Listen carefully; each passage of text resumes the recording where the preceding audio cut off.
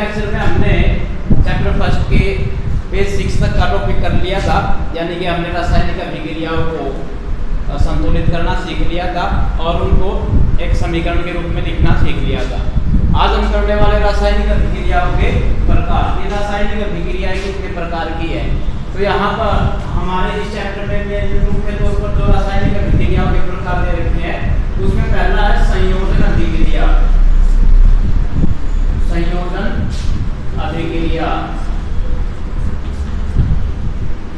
दूसरा वियोजन अभिक्रिया।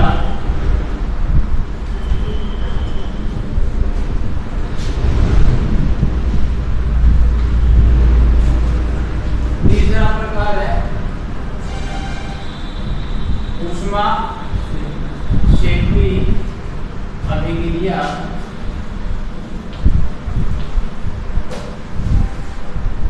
चौथा है इसमें ऊष्मा शोषी अभिक्रिया।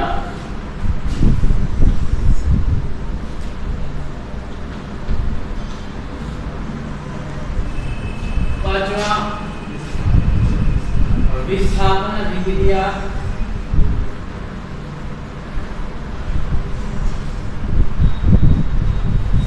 छठा है इसमें द्विविस्थापन अभिक्रिया।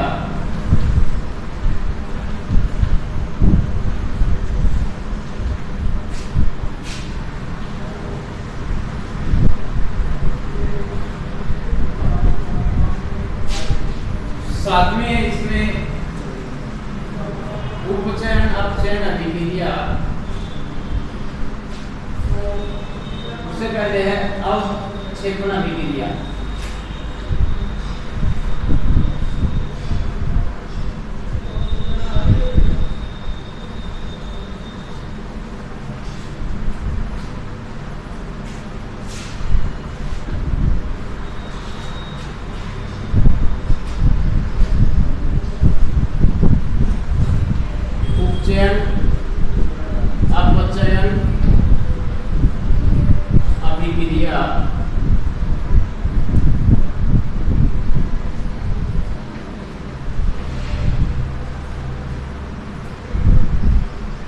तो मुख्य तौर पर ये 8 प्रकार की अभिक्रियाएं हमने पढ़नी है, ठीक है।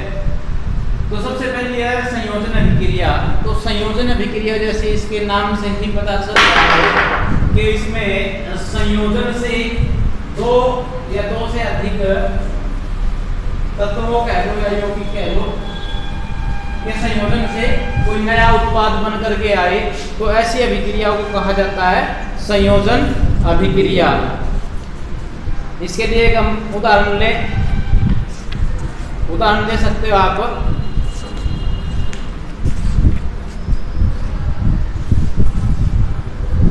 तो संयोजन अभिक्रिया में दो या दो से अधिक पदार्थों से मिलने के बाद जब एक नया पदार्थ बन करके आए तो ऐसी अभिक्रिया को कहेंगे हम संयोजन अभिक्रिया।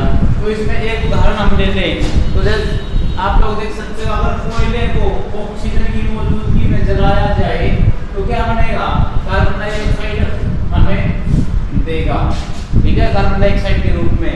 साथ में उसमें गर्मी यानी कि ऊष्मा ऊर्जा भी उत्पन्न होगी। एक और उदाहरण ले सकते हो, अगर हम ये बिना बुझा चूना और उसके अंदर अगर हम पानी मिला दे तो ये बन जाएगा बुझा हुआ चूना। तो ये भी संयोजन अभिक्रिया का ही एक एग्जांपल, ठीक है।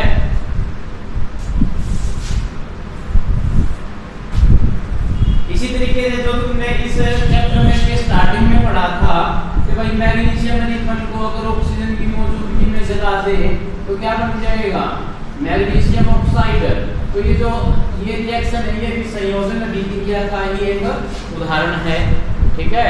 तो इस तरीके की अभिक्रियाओं को संयोजन अभिक्रिया कहेंगे हम, क्या जिसमें दो या दो से ज्यादा पदार्थ मिलकर के एकल उत्पाद बना करके एक ही उत्पाद बने तो इस प्रकार की अभिक्रिया को बोला जाएगा संयोजन अभिक्रिया। सेकंड वियोजन अभिक्रिया।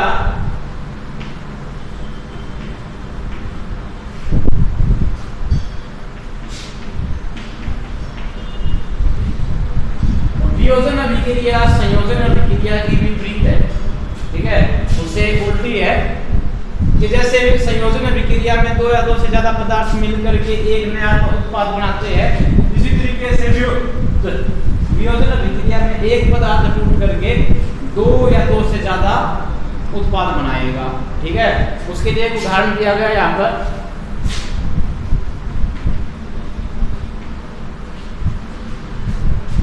फेरस सल्फेट को जब गर्म किया जाए, उष्मा ऊर्जा उसको दे दे, तो क्या होएगा, तो बन जाएगा फेरिक ऑक्साइड में कन्वर्ट हो जाएगा Fe3O4 plus SO2 plus SO3 यानी सल्फर डाइऑक्साइड, और सल्फर ट्राइऑक्साइड में कन्वर्ट हो जाएगा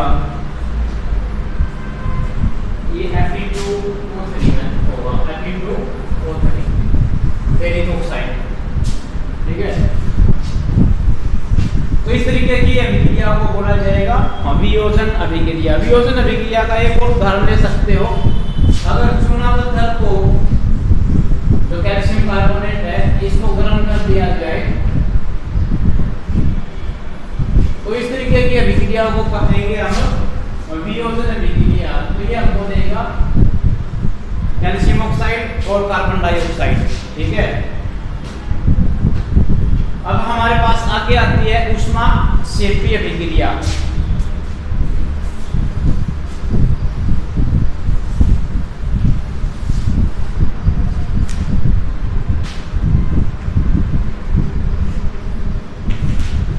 ऊष्मा क्षेपीय अभिक्रिया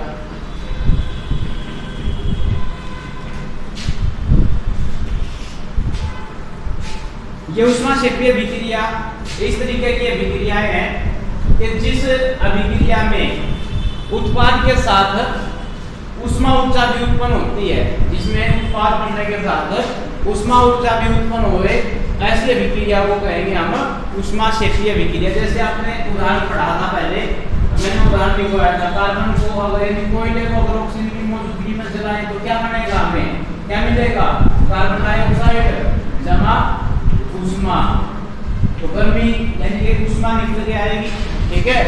जब कोयले को ऑक्सीजन के साथ जलाएं यानी कि ऑक्सीजन की मौजूदगी में जलाएं तो कार्बन डाइऑक्साइड गैस के रूप में और ऊष्मा ऊर्जा निकलेगी। तो इस तरीके की अभिक्रियाओं को जिसमें ऊष्मा ऊर्जा उत्पन्न होती है, उत्पाद जो उत्पाद बनता है उसके साथ ऊष्मा ऊर्जा भी उत्पन्न होए, तो ऐसी अभिक्रियाओं को कहेंगे हम ऊष्मा क्षेपी अभिक्रिया। एक और उदाहरण ले लें इसका, मैंने पहले भी लिखवाया उदाहरण। वो उदाहरण क्या है कि भाई अगर बिना चूने में पानी डाल दोगे तो क्या बन जाएगा, भुजा हुआ चूना बन जाएगा। और जब चूने में पानी डाला जाता है तो रिएक्शन जो ये उत्पाद बन रहा है, ये रिएक्शन करके उबलने लगता है, उबलते हुए ये गर्मी भी उत्पन्न करता है। तो ये रिएक्शन भी कैसी है, ये रिएक्शन भी हमारे पास ऊष्मा क्षेपीय अभिक्रिया ही है, ठीक है। अब इसके बाद आइए हमारे पास ऊष्मा शोषी अभिक्रिया।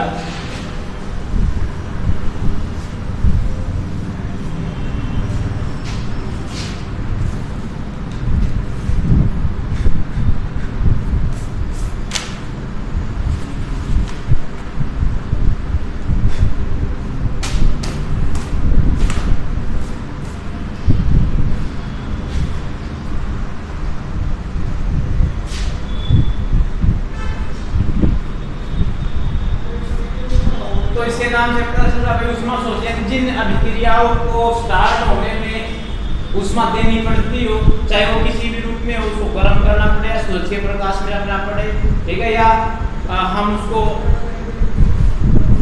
विद्युत ऊर्जा दे करके उसको स्टार्ट करें उस रिएक्शन को। तो इस तरीके की अभिक्रियाओं को कहेंगे हम ऊष्मा शोषी अभिक्रिया। जैसे मैंने एक उदाहरण लिखा था अभी वियोजन अभिक्रिया में, वियोजन अभिक्रिया में लिखा था मैंने Fe3O4 क्या देगा हमको, Fe2O3, तो ये गर्म किया था हमने इसको। तो इस रिएक्शन के रिएक्शन कब हुई है, जब इसको गर्म किया गया है। गर्म करने पर ये फेरिक ऑक्साइड में, सल्फर डाइऑक्साइड में और सल्फर ट्राइऑक्साइड में टूट गया, यानी इस रिएक्शन को गर्म करना पड़ा, उष्मा देनी पड़ी। इसने उष्मा को ग्रहण किया, शोषण किया, उष्मा का अवशोषण किया और इसके बाद ये इसमें टूट करके आ गया। तो इस प्रकार की अभिक्रिया को कहेंगे हम उष्मा शोषी अभिक्रिया। एक और उदाहरण देते हैं इसका, यह सिल्वर क्लोराइड। सिल्वर क्लोराइड को जब सूरज के प्रकाश की मौजूदगी में रख दिया जाए, सिल्वर क्लोराइड को सूर्य के प्रकाश की मौजूदगी में रख दिया जाए तो सिल्वर और क्लोरीन अलग अलग हो जाता है, क्लोरीन गैस के रूप में अलग हो जाता है, सिल्वर सॉलिड के रूप में अलग हो जाएगा। ठीक है, तो ये यहाँ पर देगा सूर्य का प्रकाश।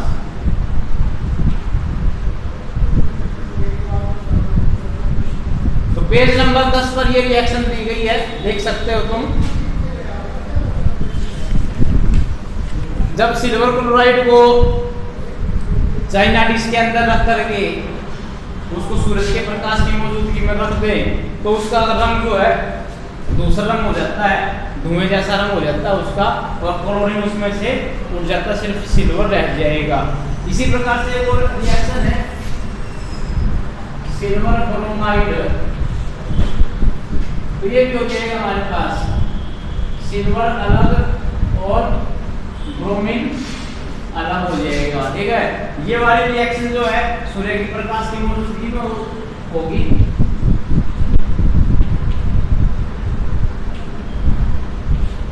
और इस तरीके की अभिक्रियाओं का जो पहले ब्लैक एंड व्हाइट फोटोग्राफी होती थी उसमें इस्तेमाल होता था। ठीक है, अब इसमें आगे हमारे पास विस्थापन अभिक्रिया।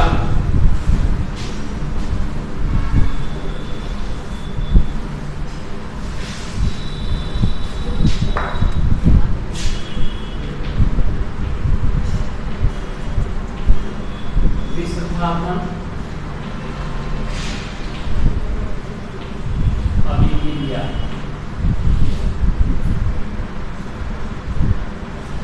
आवाज भी आ रही है नहीं?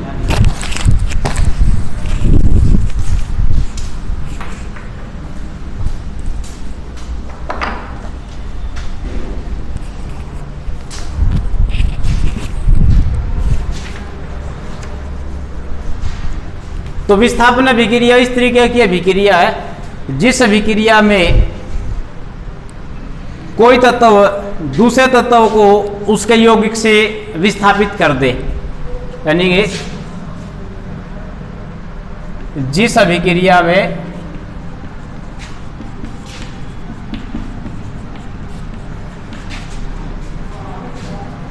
एक तत्व दूसरे तत्व को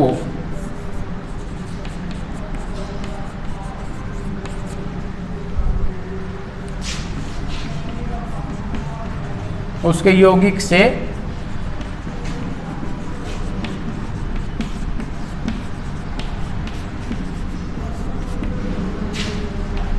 उसे बोलते हैं विस्थापन अभिक्रिया।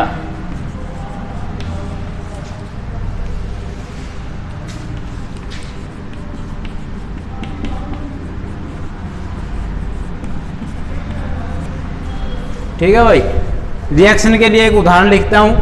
उदाहरण है भाई, आयरन को अगर हम कॉपर सल्फेट में डालें तो इस यौगिक से ये आयरन जो है कॉपर से ज़्यादा अभिक्रियाशील होता है। आयरन जल्दी रिएक्शन करता है, कॉपर इसके मुकाबले देर से रिएक्शन करता है। तो क्या करेगा, ये आयरन जो है कॉपर की जगह आ जाएगा, कॉपर को हटा देगा इसमें सॉल्यूशन में से। तो ये बन जाएगा फेरस सल्फेट और कॉपर अलग हो जाएगा। ठीक है, तो इस तरीके आयरन सल्फेट कह लो या फेरस सल्फेट कह लो, तो इस तरीके से कॉपर अलग और आयरन इसके साथ जुड़ जाएगा। ऐसी एक और रिएक्शन है, अगर जिंक को कॉपर सल्फेट के साथ, तो ये बन जाएगा जिंक सल्फेट और कॉपर को अलग कर देगा। ठीक है, एक और रिएक्शन दे रखी है आपकी किताब में इसी टाइप की, वो भी देख ले।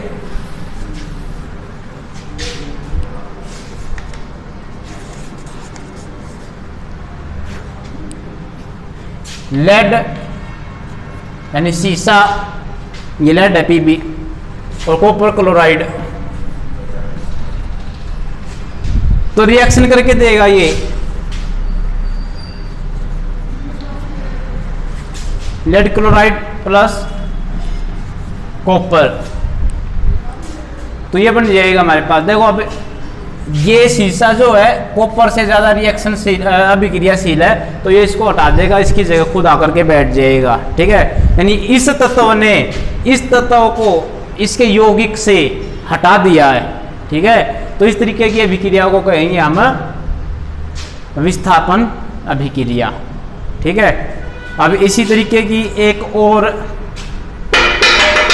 अभिक्रिया है द्विविस्थापन अभिक्रिया।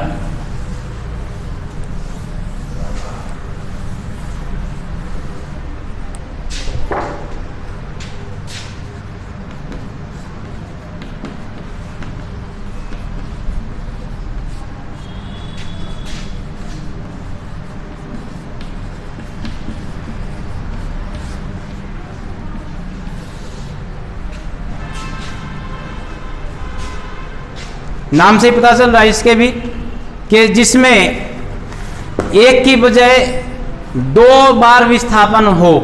ठीक है, या यूं कह ले कि ऐसी अभिक्रिया जिसमें 2 अलग अलग परमाणु या परमाणुओं के समूह का आपस में आदान प्रदान हो, उसको कहेंगे द्विविस्थापन अभिक्रिया। जिस अभिक्रिया में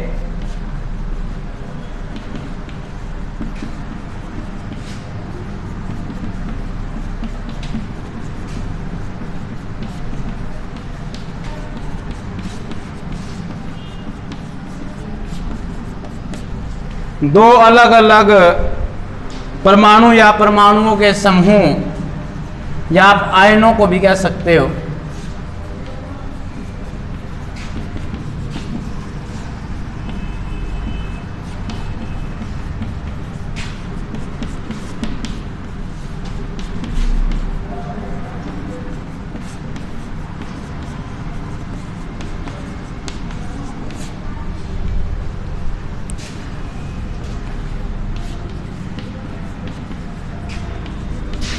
उसे द्विविस्थापन अभिक्रिया कहेंगे।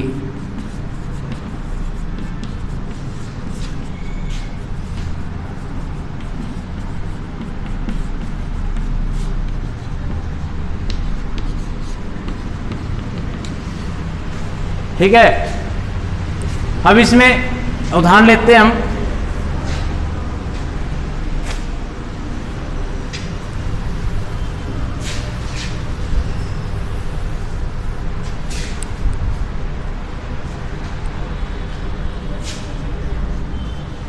Sodium chloride plus silver nitrate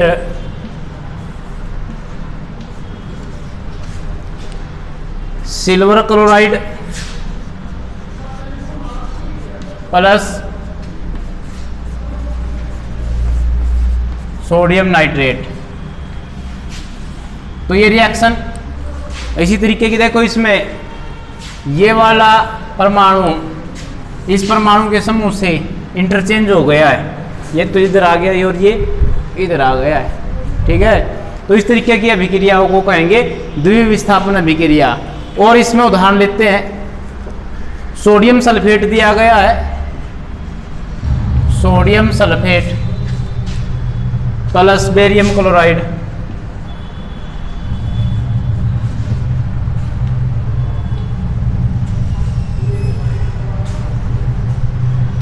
और बेरियम सल्फेट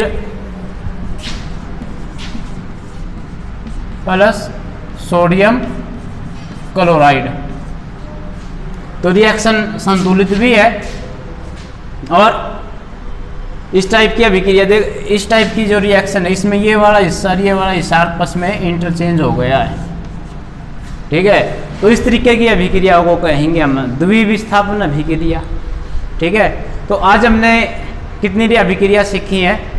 6 तरीके की अभिक्रिया सीखी। पहली कौन सी?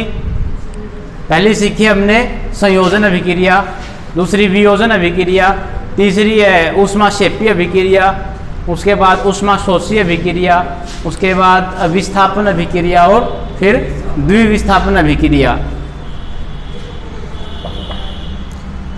अच्छा, इसी रिएक्शन में देखेंगे हम, ये जो नीचे वाली रिएक्शन है, इस तरीके की रिएक्शन में एक पदार्थ बनता है जो कि पानी में घुलनशील नहीं होता, अविलय होता है, पानी के अंदर सफेद रंग का एक पदार्थ बनता है। तो जिस अभिक्रिया में इस तरीके का पदार्थ बनता हो जो पानी में अघुलनशील है, अघुलनशील पदार्थ बने और इस प्रकार का पदार्थ बने जो उस विलयन में नीचे बैठ जाए, तो इस प्रकार के पदार्थ को कहते हैं हम अवक्षेप, इसको बोलते हैं हम अवक्षेप।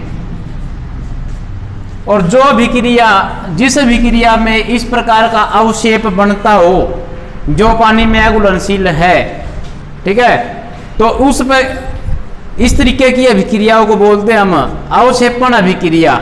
जिस अभिक्रिया में अवक्षेप का निर्माण होता हो ऐसी अभिक्रियाओं को बोलेंगे हम अवक्षेपण अभिक्रिया। तो ये उदाहरण जो है ये द्विविस्थापन का उदाहरण भी है और ये अवक्षेपण अभिक्रिया का उदाहरण भी है, ठीक है। तो ये 7वीं अभिक्रिया हमने करी अवक्षेपण अभिक्रिया, ठीक है। तो आज इतना ही करते हैं, हम आगे का काम हम अगले लेक्चर में करेंगे। तो एक बार इसको रीड जरूर करना अपने हिसाब से, और ये जो एग्जाम्पल है इनको लिख करके